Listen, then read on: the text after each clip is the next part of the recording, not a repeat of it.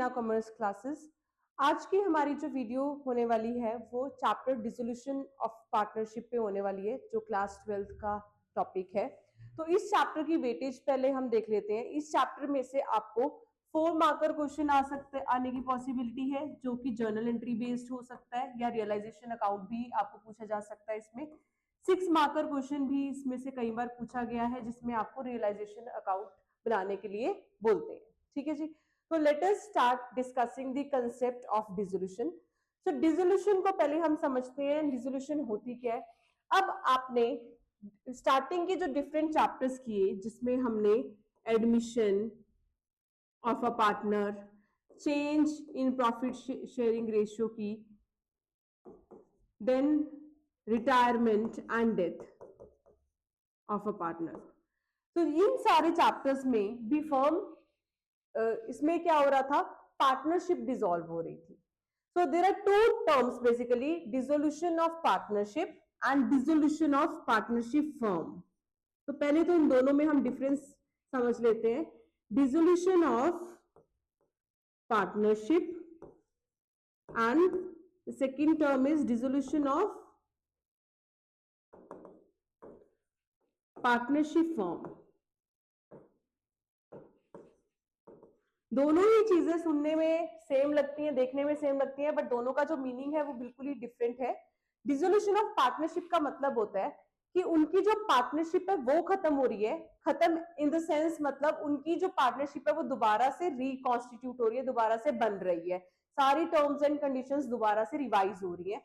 तो उसको हम बोलते हैं डिसोल्यूशन ऑफ पार्टनरशिप। मतलब रिकॉन्स्टिट्यूशन जब हो रही है किसी भी फर्म की, because of change in profit sharing ratio, because of admission, retirement और डेथ ऑफ अ पार्टनर। ठीक है।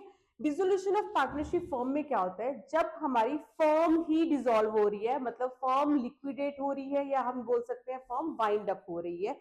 मतलब पार्टनर्स जो है वो अपने फ्यूचर में ऑपरेशंस कंटिन्यू नहीं कर रहे हैं, तो हम उसको बोलते हैं डिसोल्यूशन ऑफ पार्टनरशिप फर्म। एक बार एग्जाम से पहले आप इसके डिफरेंस पढ़ के जाएं, क्योंकि कई बार इसका डिफरेंस से रिलेटेड भी क्वेश्चन पूछा जा सकता है।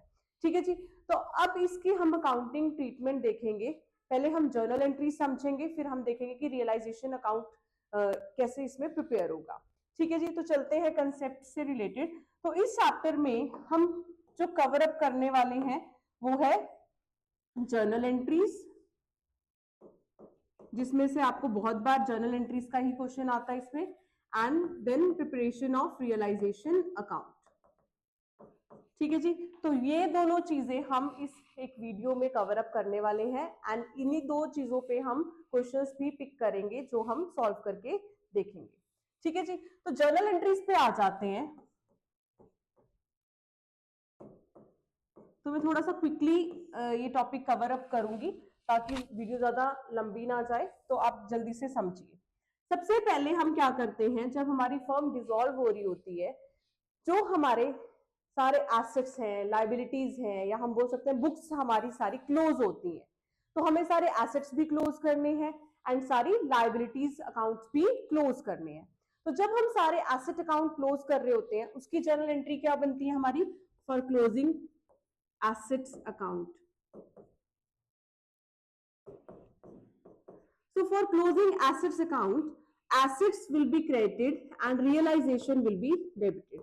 So all the entries for closing the accounts and realization of assets and payment of liabilities, जो भी हम वाइंडिंग अप के टाइम पे अकाउंट्स क्लोज करेंगे, चाहे एसेट्स अपने बेचेंगे या लाइबिलिटीज पे ऑफ करेंगे, वो सारी जो हमारी ट्रीटमेंट्स होंगी वो रियलाइजेशन अकाउंट प्रिपेयर करने के थ्रू ही होंगी, and by opening realisation account होंगी।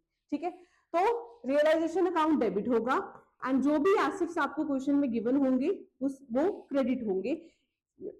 सन्ड्री एसेट्स में यहाँ पे लिख देती हूँ। यहाँ पे कौन कौन से एसेट्स नहीं लेने हैं मैं वो आपको बता देती हूँ।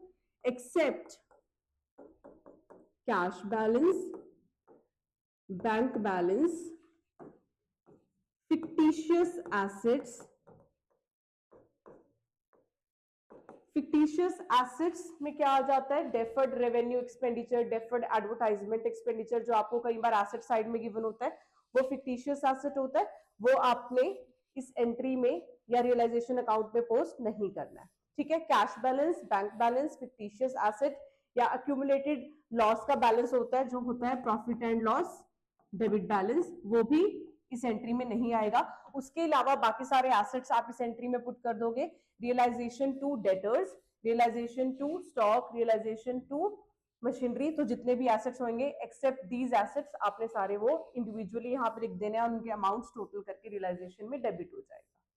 ठीक है जी, तो आपने यहाँ पे ध्यान रखना है, कई बार आपको बैलेंस शीट जब गिवन होती है यहाँ पे डेटर्स की वैल्यू गिवन होती है, सपोज डेटर्स आपको गिवन है 40,000 एंड यहाँ पे प्रोविजन शो किया होता है, सपोज इट इज 2,000।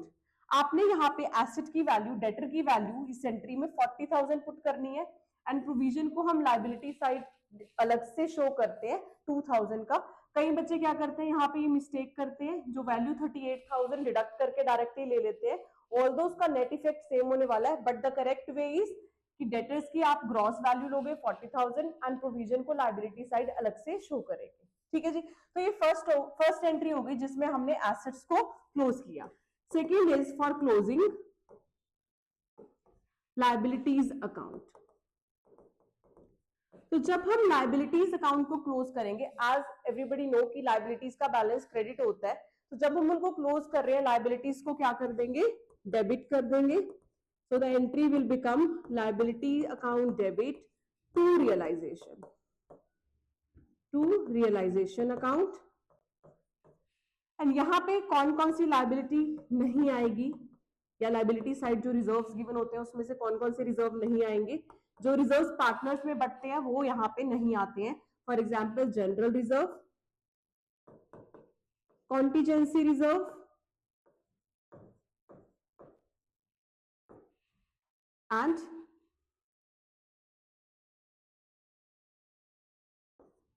WCR। अगर WCR का कोई क्लेम नहीं गिवन है तो वो रिजर्व रियलाइजेशन में नहीं आएगा एंड पार्टनर्स में डिवाइड होगा। तो जो जो रिजर्व्स पार्टनर्स में डिवाइड होते हैं वो इस एंट्री में आप पुट नहीं करोगे। अदर देन दैट सारी लायबिलिटीज यहाँ पे आएंगी। लायबिलिटीज में क्या होता है, creditors account debit, bank overdraft account debit, partner की वाइफ का लोन गिवन होता है कई बार, जैसे as wife loan account debit, Mrs as loan account debit to realisation. So इनके अलावा बाकी जितनी भी लायबिलिटीज आपको क्वेश्चन में गिवन होंगी वो आपने डेबिट कर देनी है एंड रियलाइजेशन में ट्रांसफर कर देनी है। ठीक है जी, इसमें आप ध्यान रखना पार्टनर्स का अगर कैपिटल या करंट अकाउंट का बैलेंस गिवन है वो भी आपने नहीं लेना है। ठीक है जी, अब हमने अपने एसेट अकाउंट क्लोज कर दिए, लायबिलिटीज क्लोज कर दिए। Now it is time to settle the assets and settlement of liabilities account. अब हम एसेट्स को सेटल करेंगे, एसेट को सेटल एज इन उनको रियलाइज करेंगे। रियलाइज करना मतलब उनको बेच देना। जब हमारी फर्म बंद होती है तो हम क्या करते हैं, एसेट्स को बेच देते हैं, लायबिलिटीज को पे कर देते हैं। तो यहाँ पे जो भी हमारे एसेट्स होंगे जितने जितने के वो बिके हैं, आपको क्वेश्चन में इंफॉर्मेशन गिवन होगी। फॉर एग्जांपल लैंड 2 लाख की थी बट उससे रियलाइज हुआ 3 लाख, स्टॉक 20,000 का था बट उससे रियलाइज हुआ 18,000। तो डिपेंड्स, जो आपको इंफॉर्मेशन गिवन है उसके अकॉर्डिंग आप रियलाइजेशन की एंट्री करोगे एसेट्स की। तो एसेट्स की realisation, assets realisation, so assets की रियलाइजेशन में 3 केसेस आ जाते हैं। एसेट्स की रियलाइजेशन 3 वे से हो सकती है। First is sale of assets. Sale of assets में हम जो भी अमाउंट हमें रिसीव होगा वो बैंक में डालेंगे टू रियलाइजेशन। ठीक है, अगर हमने कोई एसेट सेल किया है उसकी एंट्री क्या हो जाती है, bank account debit to realisation account. This is for the sale of asset. Second is, अगर कोई एसेट किसी लायबिलिटी ने या किसी क्रेडिटर सेटल होने के लिए टेक ओवर हो गया है। फॉर एग्जाम्पल कोई क्रेडिटर था हमारा 40,000 का, उसने अपना अमाउंट सेटल करने के लिए हमारे पार्टनरशिप फर्म से एक एसेट टेक ओवर कर लिया और अपनी लायबिलिटी सेटल कर ली है, तो उस केस में कोई भी एंट्री नहीं करेंगे। So asset taken over by creditor. तो इस चीज का आपने ध्यान रखना है, जब भी कोई क्रेडिटर कोई एसेट टेक ओवर करेगा उसकी कोई भी एंट्री पास नहीं करेंगे। ठीक है जी, no entry for this. And third case can be asset taken over by partner. So asset अगर किसी पार्टनर ने टेक ओवर कर लिया है फर्म में ही, तो उस केस में एंट्री क्या होती है देखिए, तो it will be partners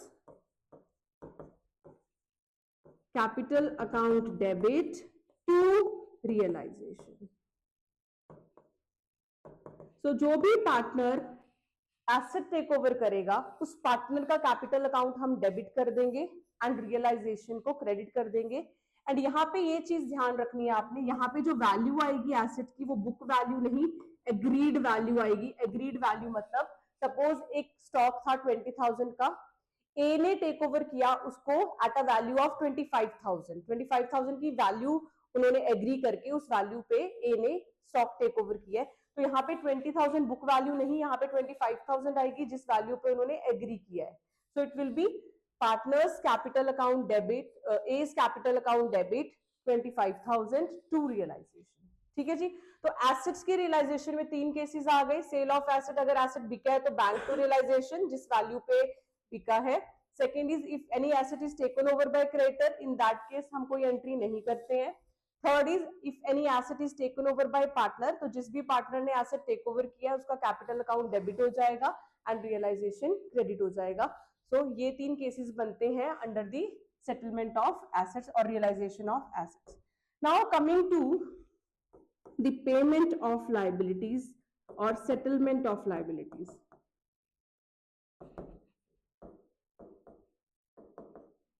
so liabilities की सेटलमेंट में भी, इसमें भी थ्री केसेस आपके बनते हैं. First is if the liability is paid, liability is paid by the firm.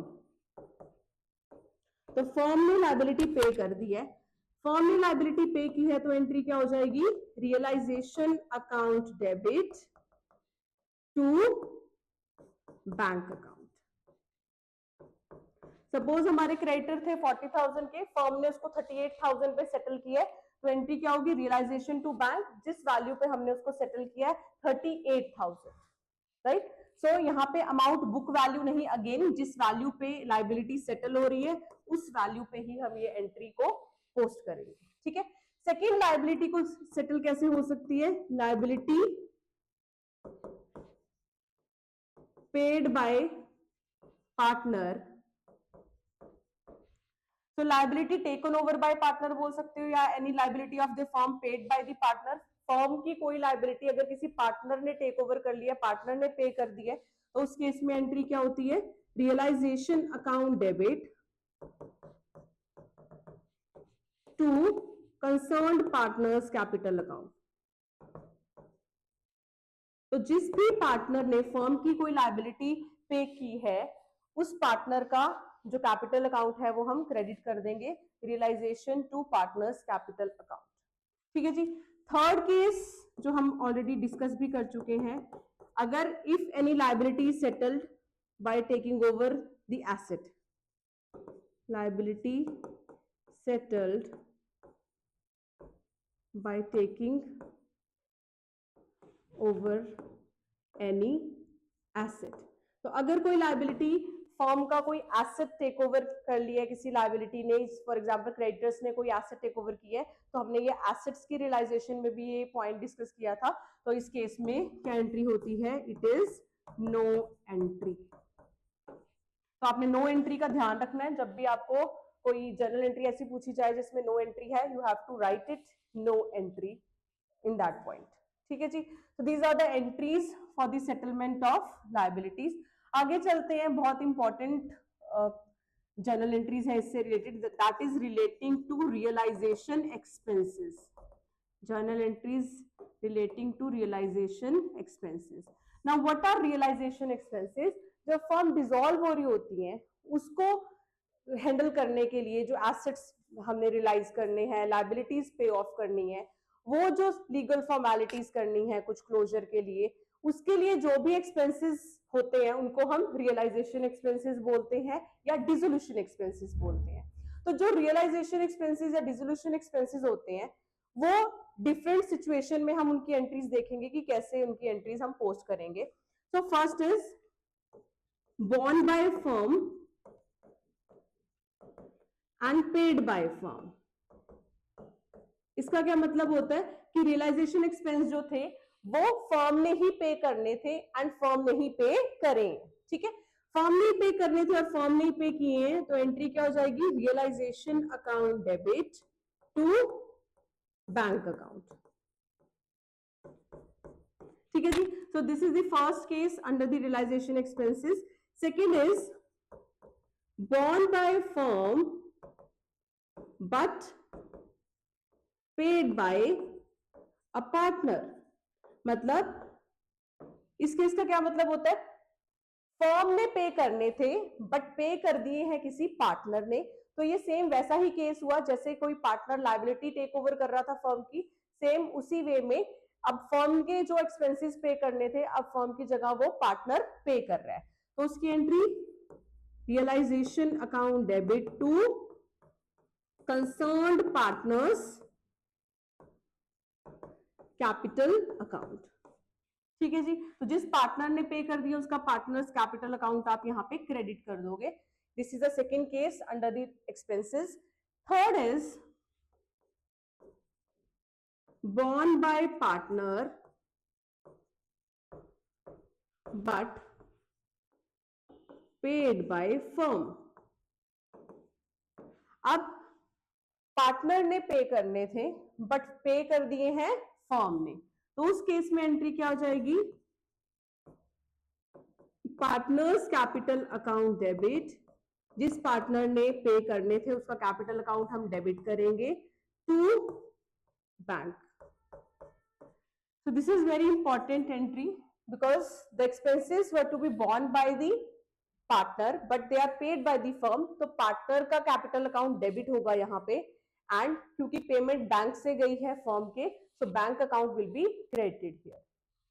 ठीक है जी. इसमें क्या होता है, कई बार एक पार्टनर, एक फर्म जो है वो किसी पार्टनर को रिस्पॉन्सिबिलिटी दे देती है कि आपने सारे रियलाइजेशन के फॉर्मेलिटीज, डिसोल्यूशन की फॉर्मेलिटीज सब कुछ करनी है एंड उसके रिटर्न में फर्म एक फिक्स्ड अमाउंट डिसाइड करती है जिसको हम रेम्यूनरेशन या सैलरी बोलते हैं, जो पार्टनर को पे करती है. ठीक है. सो इन दैट केस हम पार्टनर को जो रेम्यूनरेशन पे करेगी, फर्म जो पार्टनर को रेम्यूनरेशन पे करेगी उसकी भी जर्नल एंट्री होगी. सो उसकी भी एंट्री हम देख लेते क्या होती है. So remuneration paid by firm to partner. So remuneration कौन पे करेगा, फर्म पे करेगी पार्टनर को for handling the dissolution process. उसकी एंट्री क्या होगी, तो it will be realisation account debit. जितना भी अमाउंट उन्होंने एग्री किया है रेम्यूनरेशन का, तो realisation account debit to partners capital account. ठीक है जी. ये रेम्यूनरेशन पे करने की एंट्री होगी जो फर्म पे करेगा इसको पार्टनर को, तो उसका कैपिटल अकाउंट क्रेडिट हो जाएगा एंड रियलाइजेशन अकाउंट डेबिट हो जाएगा with the amount of remuneration which they have agreed. ठीक है जी. नेक्स्ट पार्ट पे चलते हैं जिसमें जो रियलाइजेशन एक्सपेंसेस थे दे वर borne बाय वन पार्टनर से X but paid by another partner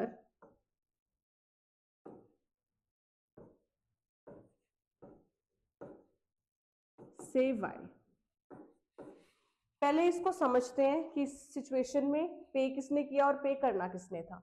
borne by partner, borne by one partner, एक पार्टनर ने पे करने थे से X ने पे करने थे realisation expenses but paid by another partner, but pay कर दिए हैं Y ने. ठीक है जी. इतना क्लियर हो गया. पे करने थे X ने बट पे कर दिए हैं Y ने. तो इस केस में हम X कैपिटल अकाउंट को करेंगे debit and Y capital account को कर देंगे credit. So this will be the with the amount of realization expenses which are paid by Y on behalf of X. ठीक है. तो ये हमारे सारे डिफरेंट केसेस हैं अंडर रियलाइजेशन एक्सपेंसेस. हमने सारे कवर कर लिए हैं। अब इसके बेसिस पे हम एक क्वेश्चन टेकअप करेंगे जनरल एंट्रीज का, जो आपको 4 मार्कर क्वेश्चन मोस्टली पेपर में पूछा जाता है। Okay, let us start with the question. So the firm of R, K and S was dissolved on 31st March 2019. Pass the necessary journal entries for the following after various accounts other than cash, bank and the third party liabilities has been transferred to realization account. So इस point में ये बता रहे हैं कि जो सारे assets हैं एंड सारी लाइबिलिटीज हैं वो ऑलरेडी रियलाइजेशन में ट्रांसफर हो चुकी है, मतलब क्लोजर उनका हो चुका है एंड आपको जर्नल एंट्रीज पास करनी है, जो ये पॉइंट्स आपको 4 पॉइंट्स गिवन है एंड इसके बेसिस पे आपने जर्नल एंट्रीज शो करनी है। तो स्टार्ट करते। So first point one by one we will take up and हम सबकी एंट्रीज देखेंगे। First is K agreed to pay off his wife's loan of 6000। K partner था, उसने एग्री किया कि वो अपनी वाइफ का लोन सेटल कर देगा। तो उसकी वाइफ का लोन फर्म के लिए क्या हुआ, आउटसाइड लाइबिलिटी। इसका मतलब के ने एग्री किया कि वो फर्म की एक लाइबिलिटी पे कर रहा है, जिसका मतलब क्या हुआ, liability taken over by the partner. Firm की लाइबिलिटी पार्टनर ने टेक ओवर कर ली है। तो उसकी एंट्री क्या होती है, हमने जैसे कि डिस्कस की, रियलाइजेशन अकाउंट डेबिट टू जो पार्टनर टेक ओवर कर रहा है, so it will be to K's capital account and amount will be 6000 जो लाइबिलिटी का अमाउंट है। So this is the entry for the first part. ठीक है जी। Coming to the second part, total creditors of the firm were 40,000। 40,000 के total creditor थे। Creditors worth ₹10,000 were given a piece of furniture costing 8,000। बोल रहे 40,000 के creditors में से 10,000 के क्रेडिटर्स ने एक 8,000 का फर्नीचर ले लिया और 10,000 के क्रेडिटर्स सेटल हो गए। 30,000 के क्रेडिटर्स बचे हुए हैं हमारे एंड रिमेनिंग क्रेडिटर्स बच गए हमारे 30,000। They were allowed a discount of 10%, मतलब जो 30,000 के क्रेडिटर है उनको 10% के डिस्काउंट पे हमने सेटल किया है, इसका ये मतलब होता है। सो अगर आप 30,000 का 10% कैलकुलेट करोगे that will be 3,000 and after deducting the discount the amount paid to the creditors will be 27,000। तो हमारी पेमेंट की जो एंट्री होगी वो 27,000 से होगी। So entry payment of liabilities की क्या होती है, realisation account debit to bank account, so it will be 27,000. ठीक है, so this is the journal entry for the second part.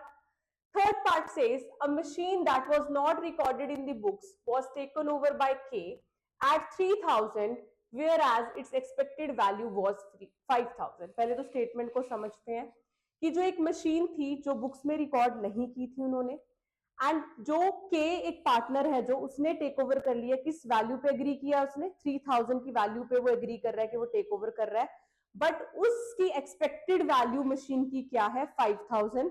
तो जैसे कि मैंने बताया जब आप एसेट्स रियलाइज करोगे या लाइबिलिटीज पे करोगे उसमें जो भी वैल्यू आएगी वो एग्रीड वैल्यू आएगी, जिस वैल्यू पे वो एग्री कर रहे हैं। ठीक है, तो यहाँ पे एग्रीड वैल्यू 3,000 है, 3,000 से ही एंट्री हम करेंगे। So K is taking over the asset, so it will be K's capital account debit to realization account and the amount will be agreed value which is 3,000. ठीक है जी, लास्ट एंट्री पे चलते हैं, fourth part. The firm had a debit balance of 15,000 in the profit and loss account on the date of dissolution. तो वो बोल रहे हैं कि प्रॉफिट एंड लॉस का डेबिट बैलेंस है, ये हम बहुत पहले चैप्टर्स में भी कर चुके हैं कि P&L का जो डेबिट बैलेंस होता है वो क्या होता है, लॉस, एंड P&L का जो डेबिट बैलेंस होता है वो पार्टनर्स में डिवाइड हो जाता है इन देयर रेशियो।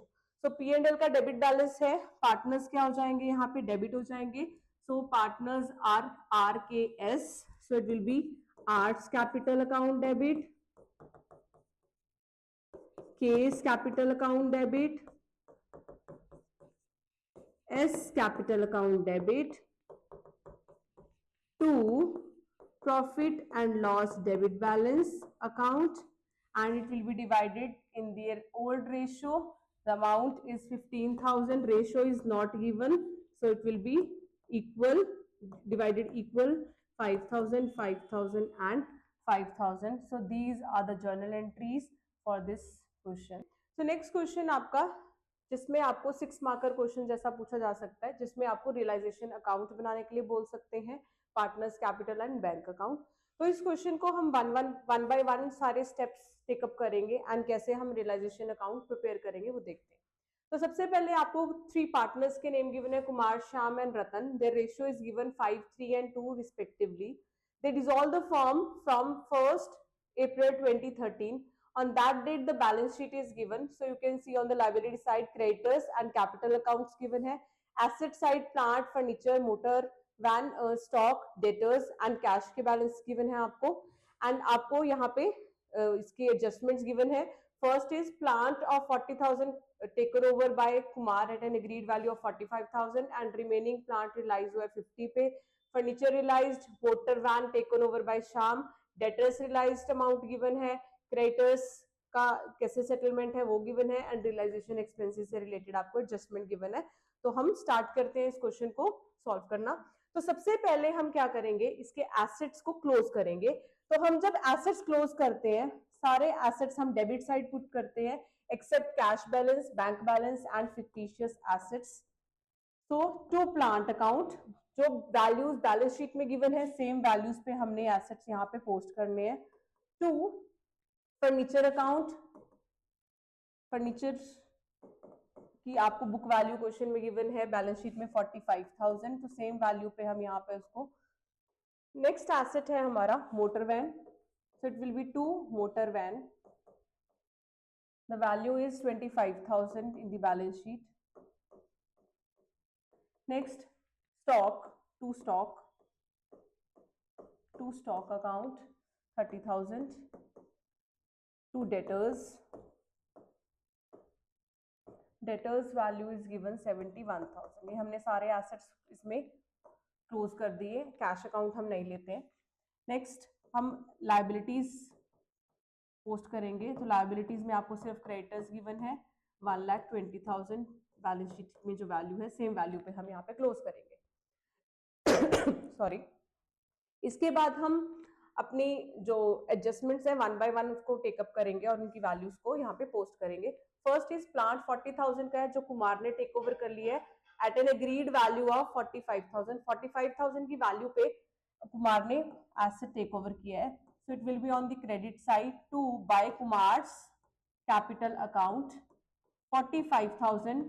जब भी हम अब एडजस्टमेंट्स की एंट्रीज पोस्ट करेंगे वो सारी एग्रीड वैल्यू पे होंगी, बुक वैल्यू पे अंटिल नहीं बोला है कि बुक वैल्यू पे टेक ओवर हो रहा है, तो वो सारी वैल्यूज एग्रीड वैल्यू पे ही आपने इसमें पोस्ट करनी है। ठीक है जी। तो कुमार ने स्टॉक लिया है 40 वाला 45,000 की वैल्यू पे, सो 45,000 की वैल्यू ही हम यहाँ पे क्रेडिट करेंगे। रिमेनिंग प्लांट जो था वो रियलाइज हुआ है 50,000 पे, मतलब जो बाकी का प्लांट था वो रियलाइज हो गया है। तो बाय बैंक अकाउंट ब्रैकेट में हम यहाँ पे लिखेंगे प्लांट रियलाइज्ड, सो 50,000 का प्लांट रियलाइज हो गया। Second point is furniture realised 40,000, so by bank account 40,000 furniture realised.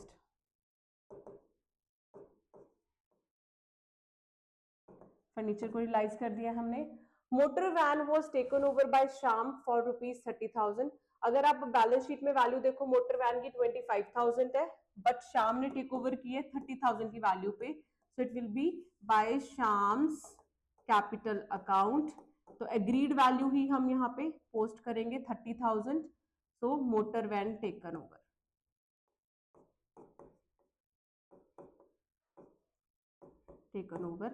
Next debtors realised 1,000 less. तो डेटर्स की वैल्यू 71,000 है बैलेंस शीट में, 1,000 लेस पे डेटर्स रियलाइज हुए हैं, सो it will be bye bank account 70,000, 71,000 minus 1,000, 70,000 पे हमारे डेटर्स रियलाइज हो गए हैं। Fifth point of adjustment says creditors for 20,000 were untraceable and the remaining creditors were paid in full। अगर आप अब क्रेडिटर्स की वैल्यू देखो 120 थी जिसमें से 20,000 अनट्रेसेबल है, इसका क्या मतलब होता है कि हमें उनको पे नहीं करना है। तो 1 लाख के हमारे क्रेडिटर्स रिमेनिंग है जिनको हमने फुल पे कर दिया, मतलब 1 लाख के क्रेडिटर्स को 1 लाख ही पे हो गया है। So to bank account creditors so it will be 1 lakh. ठीक है जी, ये क्रेडिटर्स वाला पॉइंट हमारा कंप्लीट हो गया। Next is realisation expenses amounts to ₹5,000। हमें कुछ नहीं पता है कि ये फर्म ने पे किए हैं, आगे कोई इंफॉर्मेशन नहीं है, तो हम एज्यूम करेंगे फर्म ने ही पे किए हैं। So to realization expenses under bank only we will write, so it will be 5,000। ठीक है जी, अब हम देख लेते हैं कोई ऐसी लाइबिलिटी तो नहीं है जो हमने ट्रांसफर की है बट पे नहीं की है। अगर ऐसी कोई लाइबिलिटी होती है जो हमने ट्रांसफर की है, जैसे कोई बैंक ओवरड्राफ्ट या एम्प्लॉय प्रोविडेंट फंड की भी लाइबिलिटी की तरह ही यहाँ पे ट्रीटमेंट होती है, तो वो आपने खुद ही यहाँ पे बुक वैल्यू पे कर देनी है। बट यहाँ पे सिर्फ क्रेडिटर्स थे और क्रेडिटर्स का सेटलमेंट हो चुका है, तो कोई लाइबिलिटी अनपेड नहीं बची है। अब हम देख लेते हैं कोई टैंजिबल एसेट तो नहीं है जो अनरियलाइज्ड है। तो हमारा प्लांट था, प्लांट की सेटलमेंट हो गई है। फर्नीचर था, फर्नीचर की सेटलमेंट हो गई है। मोटर व्हीकल, मोटर वैन थी, मोटर वैन शाम ने टेक ओवर कर ली है। एंड स्टॉक था, स्टॉक की वैल्यू जो है, हमें कोई भी स्टॉक की सेटलमेंट नहीं दे रखी है, अभी तक हमने स्टॉक का कोई भी ट्रीटमेंट नहीं किया है, तो हम स्टॉक को रियलाइज कर देंगे बुक वैल्यू पे ही 30,000 पे। So it will be bye bank account 30,000। ये हमने स्टॉक रियलाइज कर दिया है एट बुक वैल्यू। तो यहाँ तक हमारे सारे एसेट्स हमने रियलाइज कर लिए, सबकी सब एसेट्स की सेटलमेंट हो चुकी है। एंड यहाँ पे हमारी लाइबिलिटीज भी कोई अनपेड नहीं है, एंड हमारी ऑल एडजस्टमेंट्स भी हमने इसमें कवर अप कर दी है। तो लास्ट में हम इसका प्रॉफिट लॉस कैलकुलेट करेंगे रियलाइजेशन पे। So if you calculate the total of this side it will be 3,85,000 and यहाँ पे आपका बैलेंसिंग फिगर आएगा, that will be profit on realisation, जो आपके पार्टनर्स में डिवाइड हो जाएगा। सो पार्टनर्स हैं हमारे KSR, profit is coming 29,000 which will be divided in their profit sharing ratio which is 5, 3 and 2. So 29,000 profit, if you will divide, it will be 14,500, 8,700 and 5,800 and your realization account is complete. इसके बाद हम partners capital account बनाते हैं। तो partners capital मैं इसमें cover up नहीं कर रही हूँ। पार्टनर्स कैपिटल आप बाकी वीडियोस में भी देख चुके हो, जिसमें retirement, death. So similar way में हम पार्टनर्स कैपिटल अकाउंट बनाएंगे। इसमें पोस्टिंग कैसे होगी मैं बता देती हूँ। जो जो एंट्रीज आपने यहाँ पे पोस्ट की हैं, जैसे ये वाली श्याम कैपिटल की, देन कुमार्स कैपिटल की, इस साइड पे कोई भी पार्टनर का नाम नहीं है। ये सारी एंट्रीज जो है वो पार्टनर्स कैपिटल में क्रॉस पोस्ट होती हैं। बैलेंसेस पुट करके ये एंट्रीज आपने क्रॉस पोस्ट कर देनी है। मतलब अगर आपने यहाँ पे क्रेडिट में पुट की है, वहां पे डेबिट में पुट हो जाएंगी। कोई रिजर्व है जो अनट्रीटेड है, general reserve, contingency reserve, workman compensation reserve, उसको आपने पार्टनर्स में डिवाइड कर देना है सिमिलर वे में। एंड जो बैलेंसेस आएंगे इसमें पार्टनर्स कैपिटल में, वो आपने बैंक अकाउंट में पुट करने हैं, टू बैंक करके।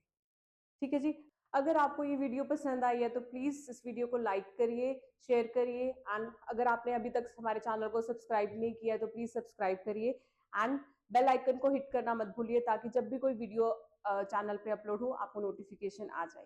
Thank you so much and happy learning.